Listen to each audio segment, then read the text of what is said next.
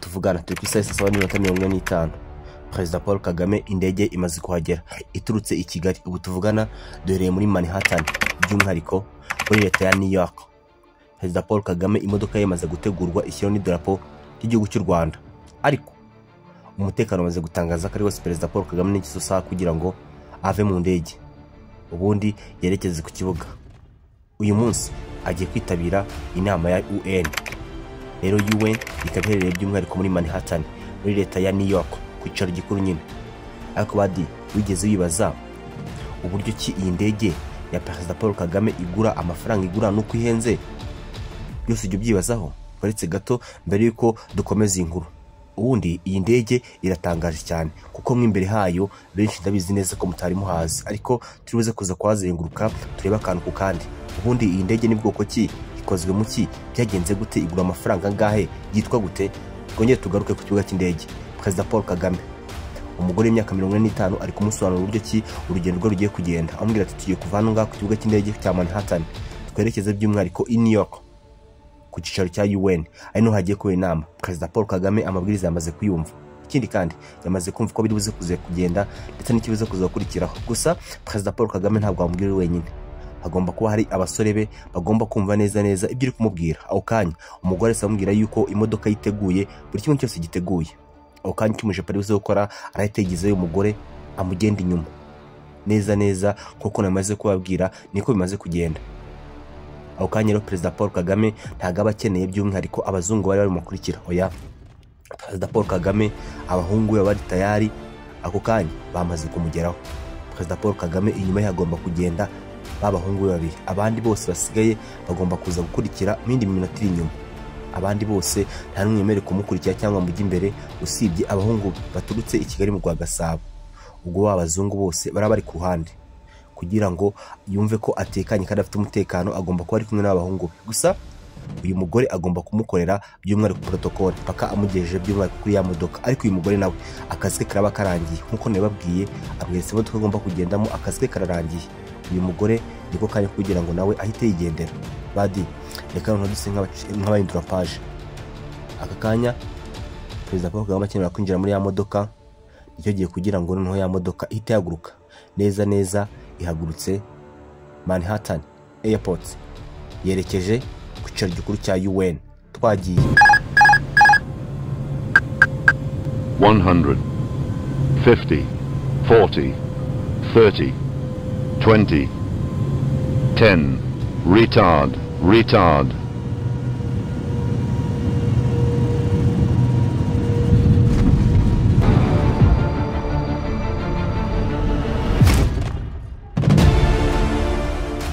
Ubundi musanzwe Perezida Paul Kagame agenda mu bwoko bw'indege bita Gulfstream G650.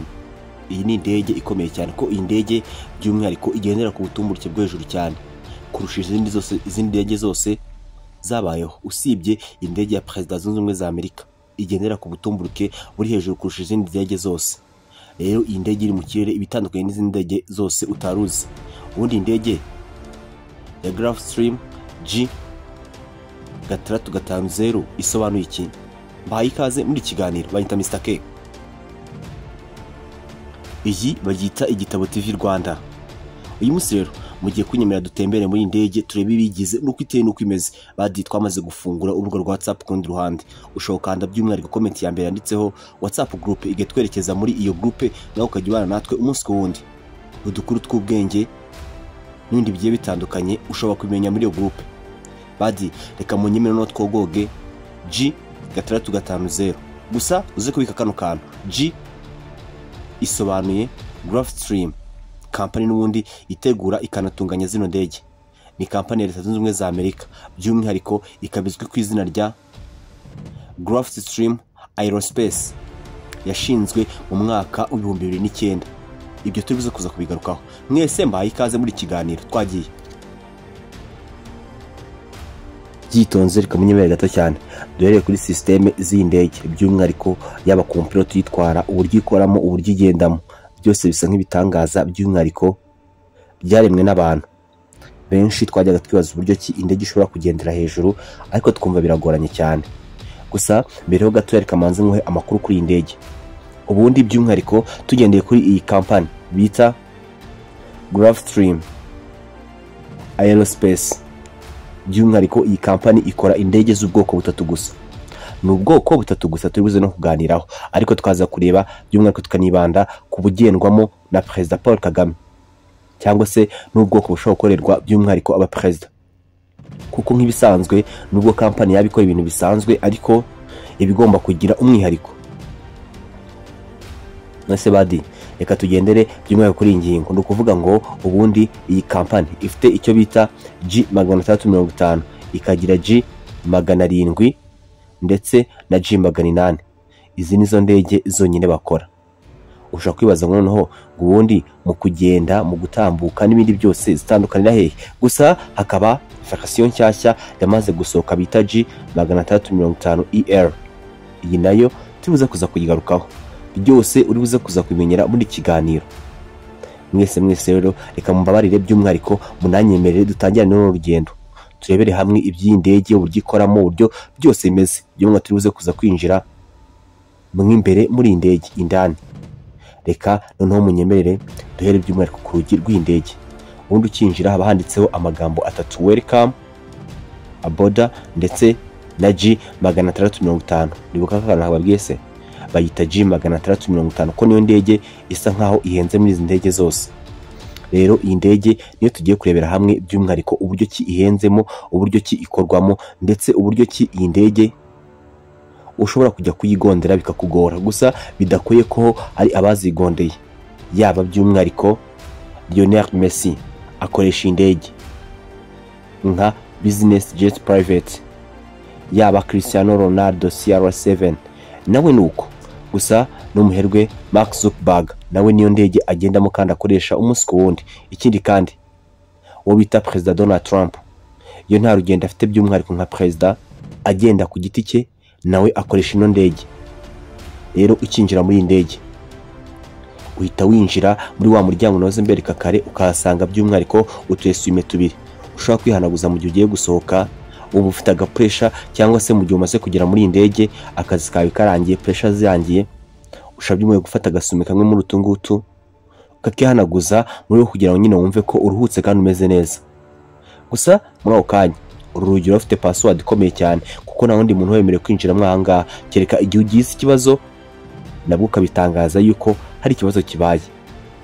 Rero iyi G650 ni indege ikomeye cyane, kuko iyi ndege by'umwihariko igendera ku butumburuke uteye ubwoba, ndetse by'umwihariko ya mu bigendanye by'umwihariko no kuguruka iranyaruka rwose, kuko igenda kilometero 982.7 mu isaha. Ku rundi ruhande tutarinjira muri salo cyangwa se tutarajya mindani muri yo, ukimara kuva kuri wa muryango wakirwa n'ikintu gisa nk'igihodi ahagana n'ubundi werekeza nkaho uri kwerekeza nyine muri salo yaho. Iyi ngiyi rero imaze kwerekezamo hakurya hose ubona harimo abantu benshi cyane. Gusa ahangaha twikoresheje iya rusange badi nose urumva wabona by'umwihariko mwindani mu ndege ya perezida. Oya, tubuze kwifashisha by'umwihariko abagerageje kuzigura bakazifotohazamo, ariko n'ubundi yaba size uburyo bw'ikizubatse n'ibiki byose ni kimwe. Gusa perezida nyine nka perezida aba afite umwihariko uteye ubwoba, namwe ubwanyu ndakeka muri kubyumva. Badi reka no munyemerere by'umwihariko twerekeze kuri za ndege twamaze kubabwira uko ari 3. Reka duhere kuri iyi ngiyi ya G650 kuko maze kubabwira mu kanya. Yiri kugenda ibigenda kilometero kare 982.7 ku isaha. Ikindi kandi iyi ndege ibifite icyo bita by'umwihariko moteri ebyiri. Izi moteri ebyiri rero ziba ari ingenzi kuri yo. Ikindi kandi iyi ndege mu gihe moteri yayo imwe ishizemo, indi ibiri tayari guhita ikomerezaho, ari naho itandukanira n'izindi zose. ibi ngibi bigatuma ikundwa ndetse kandi ikaba ifite akarusho. Iyi ngiyi rero kubona bayita G700 neza neza, nureba hakurya iriya by'umwihariko ku ibaba ryo hejuru uhita ubona ko byanditseho G700. Iyi ngiyi rero nayo ni indege ikomeye cyane kuko iyi ngiyi ni nayo isa nkaho iyo uvuyeho abaperezida hakurikiraho iyi ndege uyu muturage ashobora kwigondera, kuko iyi ndege nko nababwiye itunzwe na Lionel Messi, Cristiano Ronaldo, CR7 by'umwihariko na Mark Zuckerberg. Abangaba niyo ndege bagendamo ni G700. Iyi ngiyi rero ni akasamutwe ntabwo ibaho, kuko iyi ndege rwose ukimara kuyijyamo irakomeye cyane, kuko yo by'umwihariko ku isaha igenda ibirometero 993.3 ku isaha imwe yonyine. Gusa kundi ruhande iyi ndege ntabwo ifite umutekano uhambaye cyane by'umwihariko nk'umuperezida. Reka twerekeze kuri ngiyi muri kubona muri ekara zanyu. Iyi ngiyi noneho nayo ni zimwe mu ndege zikomeye cyane zikorwa na Rwanda, twamaze kuvuga ko iyi ngiyi iba ari G800. Iyi G800 nayo ntabwo apfa kuyisukira uko uriko kose, kuko nayo ubwayo igendera ku birometero 745.6 ku isaha. Iyi ngiyi rero nayo iri ku muvuduko usanzwe by'umwihariko nk'indege zisanzwe abagenzi bose batega. Gusa iyi ngiyi ishobora gutungwa n'umuturage nanone, kuko by'umwihariko iyi kampani ikora mu buryo bwa business jet private. Iyi ndege rero buri wese ashobora kuyigondera mu gihe waba ufite amafaranga yo kuyitunga. Gusa iyi ngiyi bashaka kuyikora ku isoko igahindurwa by'umwihariko niyo bita G350ER, kuko namaze mbabwira by'umwihariko. Reka twerekeze ku biciro byayo. Ibiciro byayo nibyo biteye ubwoba kurusha ibindi byose, kurusha ikindi gihe cyose waba warabitekerejeho. Nagerageje gusacinga by'umwihariko n'amafaranga nabonye ngerageza kuyashyira amanyarwanda. Badi ahangandi buze kuza gusaba abafite imibare myinshi cyane baze bamfashe by'umwihariko tuyibare turebe uko buza kugenda. Reka gato ngaruke cyane mu kanya gato cyane, ubundi turebere hamwe amafaranga izi ndege zigura ndetse n'amafaranga zitwara. Ariko ibi ngibi biroroshye cyane. Reka duhere ku ya nyuma idahenze, bayita G800. Iyi G800 igura by'umwihariko $72,000 z'amadolari, kuko muri kugenda mubibona by'umwihariko kuko byagiye binagaragazwa. Ikindi kandi iyi ndege iyo ushatse kuyikoresha iyi komande ishobora gutwara by'umwihariko hagati y'imyaka 2 n'imyaka 2 n'igice. Ikindi kintu kirenze rero by'umwihariko muri iyi ndege ni uburyo ki umuteguro wayo uba umeze mindani, gufata kavinyo tayari n'ikindi cyose uba ushaka kunywa kiba kirimo, dore ko n'ubundi bakorana n'inganda zigenda zenga muri Afurika y'Epfo. Ahangaha rero uhasangamo imivinyo muri Afurika y'Epfo. Ikindi kandi ushobora no kuhasanga inzoga yo mu 1980 cyangwa se mu 1800 gutyo kuzamura. Rero ibi ngibi nibyo bigira by'umwihariko indege ikomeye kandi ikazi cyane, kuko by'umwihariko uko uguze icyo kunywa uba ugomba kukibikamo. Ikindi kandi mu gihe uguze hari ibyo baguhana byayo nka stoke y'inzoga, stoke n'ubundi ibyo ushaka gukenera. Ku muntu yikundira akavinyo tayari twagiye. Reka twerekeze by'umwihariko mindani. Iyi ndege rero nkuko nababwiye biterwa na komande watanze. Gusa iyo nta komande watanze iza nk'indege nyine mu buryo kibayiteguyemo. Gusa iyo watanze komande hari ibihinduka muri iyi ndege, kuko muri kwibona iyi ni indege nyine isa nkaho nyine ari private, kuko iyi ndege mu buryo bwumvikana nigura amafaranga make. Ayo mafaranga make namaze kuvuga haruguru ni $72,000,000. Reka tugerageze ntabwo twite kuri ya yindi twamaze kubona haruguru bita G650. ubundi yo imeze gute, bigenda bite? Reka twifashishe karikatrice n'ibindi bibuze kuza kudufasha by'umwihariko muri uru rugendo kumenya uko igura ndetse n'uko ihagaze. Reka gato twerekeze by'umwihariko ku isoko mpuzamahanga turebe aho idolari rigeze ndetse tubishyire mu manyarwanda kugira ngo byumve neza. Badi mwese muhaye ikaze. Niba utarakanda subscribe rero kwamaze ukanda subscribe kugira ngo ibintu bikomeze bigende neza. Ikindi kandi nibutsa ko twamaze gufungura urubuga rwa WhatsApp. Ushobora by'umwihariko kureba comment ya mbere yanditseho WhatsApp group, ubundi ugatwanda kuri iyo link igahita kugeza muri group yacu, nawe kugize tukabana umunsi ku wundi. Amakuru n'ibiganiro biryoshye kandi bimeze neza ntago bijya bibura. Nkibutsa ko ngiye banyita Mr K. Iyi ni Igitabo TV Rwanda. Reka no munyemere mwese mbaye ikaze by'umwihariko no twinjire mu mabanga y'indege, by'umwihariko ku mafaranga igura, amafaranga ishobora gutwara by'umwihariko ku magingo ayangaya. Ku muntu ushaka kuyigura muri uyu mwaka yamutwara angahe, byagenda gute, hagendwa kuki, bikorwa bite? Uretse gato tugendana akantu ku kandi. Ako kanya nagutinzamo ese mfata telefone yanjye by'umwihariko gerageza kureba uburyo ki by'umwihariko nyine wamugani indege ihenda. Ese njya by'umwihariko ku isoko mpuzamahanga ndebe uko bihagaze. Nabanje kureba uburyo ki nshobora gufata amadolari nkashyira mu manyarwanda, uko biri buze kuza kugenda. Nasanze by'umwihariko idolari rihagaze icyane n'amafaranga 36,65. Ako kanya nahise nandikamo ijambo ryoroshye cyane, nandikamo miliyoni 75 z'amadolari. Tayari amagambo by'umwihariko nabonye yanteye ubwoba, ndetse n'imibare nabonye yanteye ubwoba. Navuze noneho kuri inshuro reka nyizane namwe ubwanyu muyirebe, kuko nawe muhita mumbwira amafaranga indege ihagaze, wumve niba koko nawe indege ushobora kuyigondera. Ese koko wayigondera cyangwa byakugora? Tayari reka turebe amafaranga uko ihagaze.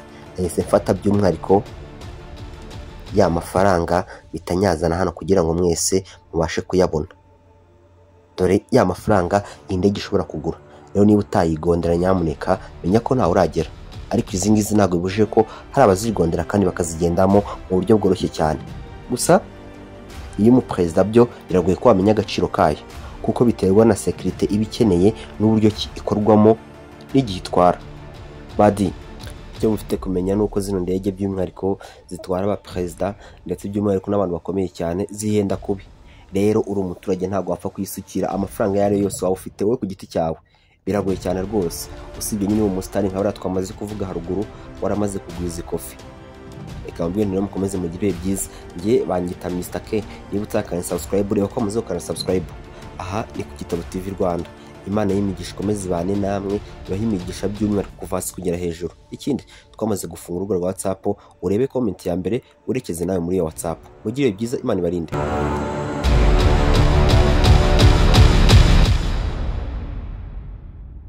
Igitabo TV Rwanda.